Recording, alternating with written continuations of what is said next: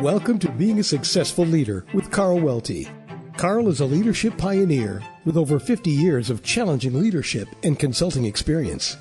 Here's Carl with valuable insights, practical and proven methods for being a successful leader.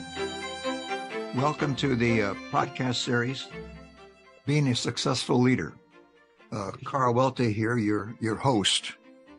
We have the intent here of providing valuable insights and practical and proven know-how to be a successful leader.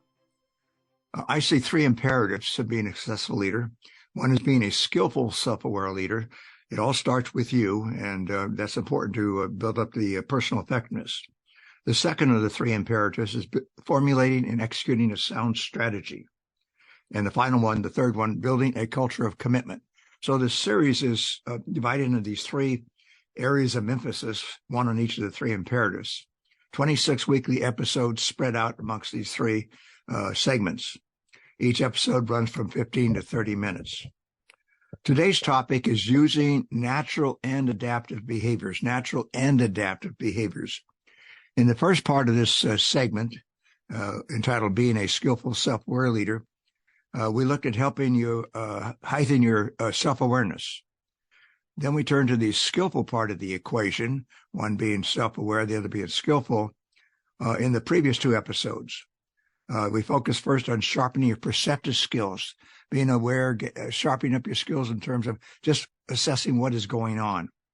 And then being able to talk constructively about that, we moved to the last episode, communication patterns to increase your effectiveness, especially in communicating about differences. We now move to the third of the three skill building pieces of being effective you, and that's the current one of using natural and adaptive behaviors. In being perceptive and using communication patterns, you need to self-regulate. In other words, you need to adjust, modify to align with the situation, the environment, or the relationship you're currently dealing with. The same holds true for your behavior. You need to self-regulate and adapt, adjust to what is going on, what you're dealing with here.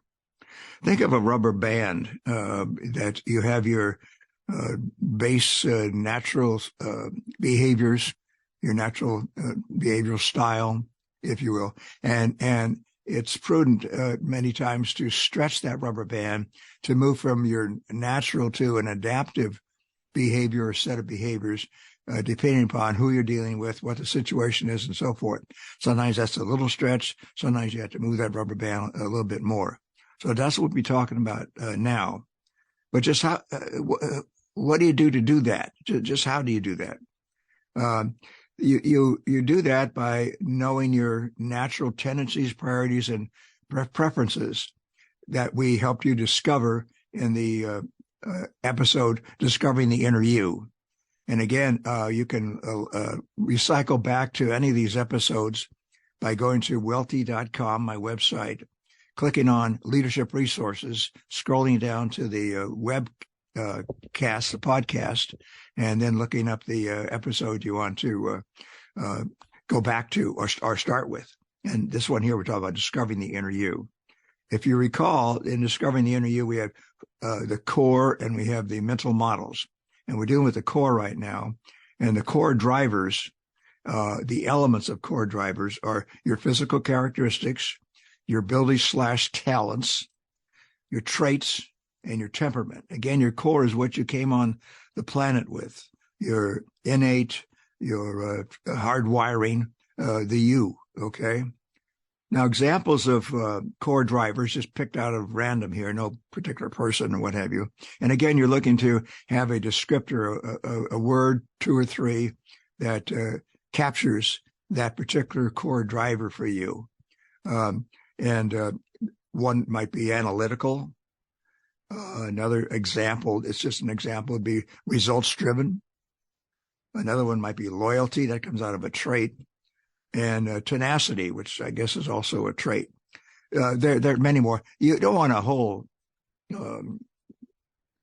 plethora of these, just a few that really seems to be at the essence of your natural core. your subconscious priorities, preferences, and tendencies. And again, the benefit, as we repeat, of knowing these subconscious tendencies, priorities, and preferences is that as you raise them, you surface them to the cognitive level, you're just in a better position to make better decisions, to know yourself better, and do things that are just more effective versus just being reflexive or letting the habitual you take over. Most times your natural behavior, just not even thinking about kind of thing, is just fine, but not always. There are times when you need to make these modifications to regulate the natural you to enhance communications and effectiveness. In other words, use adaptive behaviors. So let's get into that, your natural behaviors and your adaptive behaviors. Now, your natural behaviors can, of course, be a real asset. For example, if you're very strategic as one of your core drivers, well, you need to maybe take hold at a meeting and so forth, and maybe take the lead and use your natural behaviors there to make some suggestions in terms of looking at the big picture and that sort of thing, rather than hold back. But it can also be a liability. Just like any strength can be a weakness, any asset can be a liability. Let's look at some examples now of you, the hypothetical you. These are a bunch of different people, let's pretend, and look at their core drivers and their natural behavior and contrast that with an adaptive behavior. We'll just look at 3 or 4 of these core drivers to give you a taste of this. Let's say a natural tendency, priority, or preference, or key core driver is analytical. That natural behavior for the analytical is completeness, looking at all the pieces, systematic, big picture, that sort of thing. Now, if you need to modify that, or as you enter a situation, a relationship, or environment, you want to maybe take that rubber band and move away from that base behavior and maybe get to the point faster. You can bore the socks off people. You're in a problem-solving meeting and you're analytical and you're making really good points and everything's fitting together for you as you look at cause and effect and so forth. But you look around and they're kind of glazing over. And so you take that clue and you then begin to speed it up, get to the bottom line. They can always go back and ask you questions. Well, how did you come to that conclusion? And you can flip back to your analytical and give them all the great reasoning and rationale that you use to come to that conclusion. So again, you're looking at the situation here and behaving accordingly. Let's say the person is heavy relationships oriented. That kind of natural behavior shows up like a person who's very people oriented. Typically upbeat, optimistic, outgoing, extrovert kind of thing. All right, that's fine. But again, being perceptive, they may have to move towards a more of adaptive behavior, depending on what's out in front of them there. Need to maybe put the brakes on a little bit, quiet yourself down. Don't be so impulsive. Focus more on results, the data, versus just what kind of feels good and how the people are reacting and that sort of thing. Let's look at an introverted type behavior, reserved, quiet. So for adaptive behavior, they need to be more directive when called for. For example, a leader, maybe that's their natural behavior. They're just not relationships oriented. They're more introverted, that sort of thing. So they need to step to the plate, though, once in a while and get their leadership voice out there and be directive. They're using adaptive behavior to do that. They use assertive communications to use their voice as a leader to underscore a particular point. Let's look at a directive core driver, natural behavior. This person, their tendencies to take charge, take risks, results-oriented, bottom line. But, as they look around and so forth, they may have to adapt to put the brakes on, to see where the rest of the crowd is as we're trying to forge forward. Be more inclusive, maybe ask some questions, inquire, getting people involved. Be more collaborative, lighten up just a bit. Okay, I hope you get the point there in terms of doing what comes naturally is fine. That's just being you. But once in a while, you have to be an adaptive you and modify your behaviors. Now, the issue comes when, if you're called upon in your particular position, role, relationship to continually adapt, or using that rubber band analogy, to stretch that rubber band more and more, then that becomes an issue. And you need to get some serious thinking about, am I in the right role, the right relationship even? So most times, hopefully, you could just be the natural you. But again, you need to adapt as appropriate. Let's now continue the examples of natural and adaptive behaviors by pacing with others. And that's what we're talking about, pacing with others to reach out and either in your communications or your behavior to self-regulate and deal with that. Again, I keep saying the situation, the environment, or the relationship. So let's use I mentioned this in an earlier episode in terms of assessment instruments, and I'm a big fan of the DISC instrument, DISC being the acronym for the 4 quadrants they have in their particular instrument of dominance or directive, influence, which is the relationship quadrant, steadiness, and the C is the conscientiousness. So DIC. So let's say that one of your behaviors, you may not label it as such in your analysis, but let's say, just to use the example, because we can all relate to it, dominance. Your natural behavior is style is dominance. Control and results oriented. Okay. Take charge, achievement, competitive, decisive, a risk taker, task oriented. That's fine. But now adaptive behavior, as you're working with somebody or a group that you sense, gee, I've got to kind of move away from my natural behavior a little bit here, and I need to be adaptive.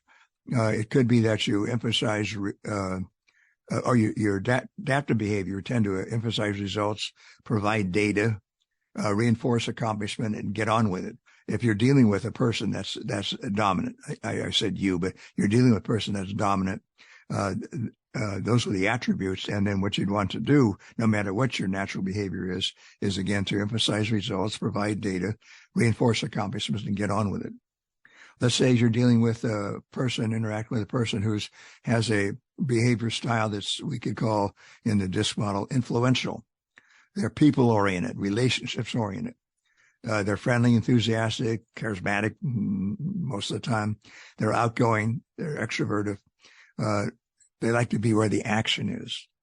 So if you're dealing with that person, no matter, again, what your base natural core driver is, you want to check in, be optimistic, talk about the people advantage, maybe if you're working on a strategy or solving a problem, the people advantages of the solutions you're poking at, and use positive talk. I hope you're getting the drift of this. We'll do a couple of more. Let's look at the S, the steadiness. A person that you're dealing with who would fall under the steadiness behavior style.